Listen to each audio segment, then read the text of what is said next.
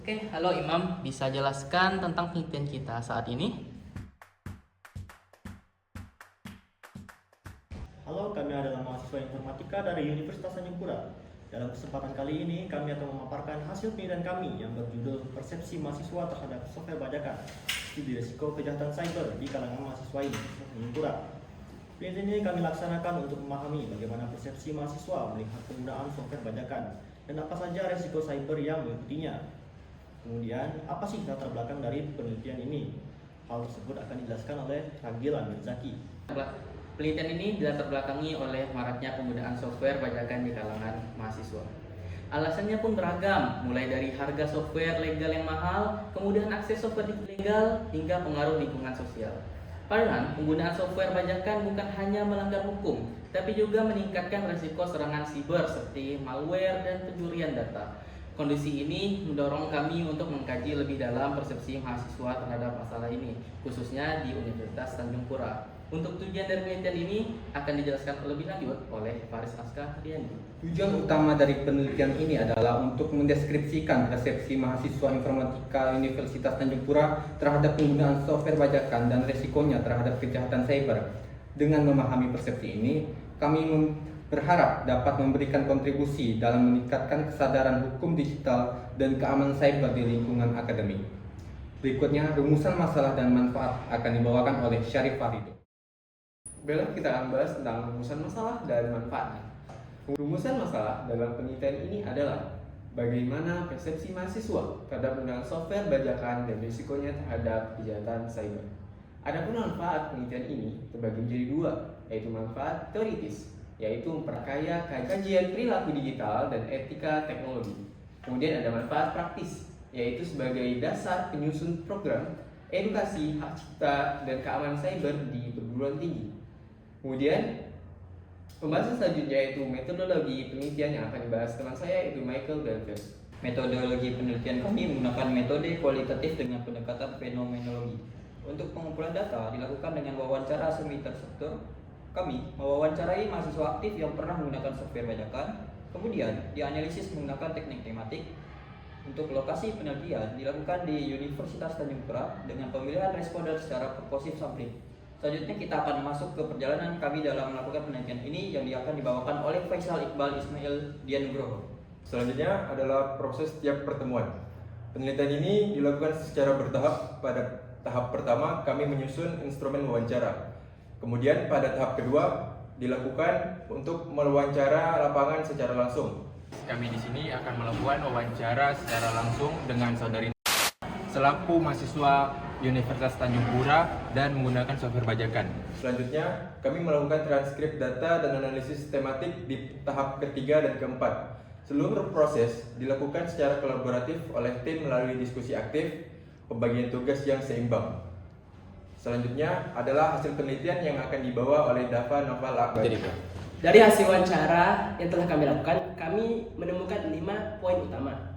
Yang pertama, motivasi penggunaan dan respon kami. Yang pertama adalah alasan biaya dan pengaruh lingkungan sosial. Yang kedua, dampak negatif dari penggunaan software bajakan adalah risiko terhadap keamanan data pribadi yang dapat bocor dan perangkat kita yang rentan terhadap malware ketika kita mendownload software bajakan. Yang ketiga, keberlanjutan penggunaan para mahasiswa. Sebagian tetap akan memilih untuk menggunakan software bajakan. Sebagian akan beralih ke software legal bila finansial mereka mencukupi. Keempat, harapan responden. Adanya dukungan kampus dan pemerintah untuk penyediaan software legal. Dan hal ini adalah cukup penting untuk memberikan solusi kepada pengguna-pengguna software bajakan adalah akan adanya kolaborasi antar individu-individu di negara ini. Yang kelima adalah kesadaran akan risiko. Mahasiswa sebenarnya amat sangat sadar akan risiko penggunaan software bajakan, tapi mereka masih belum mempunyai alternatif yang lain yang nyata. Dan selanjutnya analisa pembahasan yang akan disampaikan oleh teman saya ada Rizky Khawarizmi. Baiklah, sekarang kita akan menganalisis hasil dari wawancara kami. Analisis kami menunjukkan bahwa mahasiswa memiliki persepsi pragmatis terhadap software bajakan. Meskipun sebenarnya mereka tuh sadar bahwa itu tuh ilegal dan beresiko, tetapi faktor keterbatasan ekonomi serta faktor sosial juga berpengaruh besar terhadap hal ini. Banyak mahasiswa yang terpengaruh oleh lingkungan sekitar mereka dan menganggap software bajakan itu sebagai hal yang lumrah. Oleh karena itu, dibutuhkan edukasi sistematis dan akses legal yang terjangkau.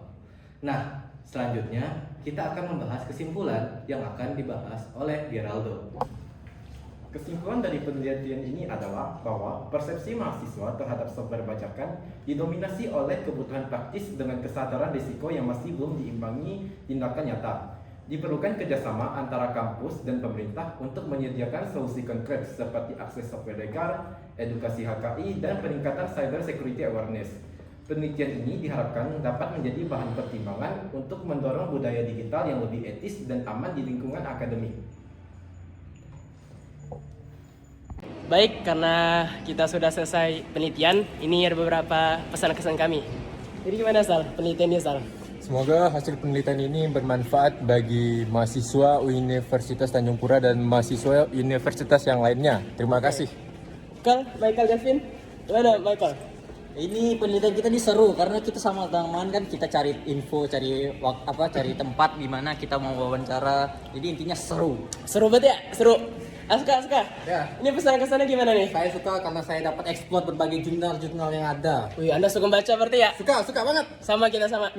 Ini kalau Geraldo gimana? Pesan-kesannya? Wah, penelitian ini sangat asik ya. Kalau tanpa penelitian ini saya tidak keluar rumah sepertinya. Wih, bermanfaat juga ya? Iya. Kalau Imam gimana, Mam? Nah, penelitian ini sangat edukatif karena kita bisa mensimulasi diri kita untuk skripsi nanti. Wih, Ya, terima kasih. Syarif Farido, gimana penelitian ini? Penelitian ini ya mudah-mudahan bisa mengubah jadi tidak tahuan jadi pemahaman yang bagus. Ya, Ragil. Gimana, Gil? Penelitian ini keren, seru sih.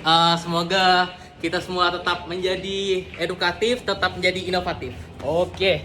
Dan yang terakhir, saya dan Ada Rizky Khawarizmi akan menyampaikan pesan-kesan kami. Nah, kalau dari kami itu berterima kasih kepada Pak Mariadi sebagai dosen pembimbing yang sudah membantu kami serta mahasiswa-mahasiswa yang sudah bersedia untuk diwawancarai oleh kami. Oke.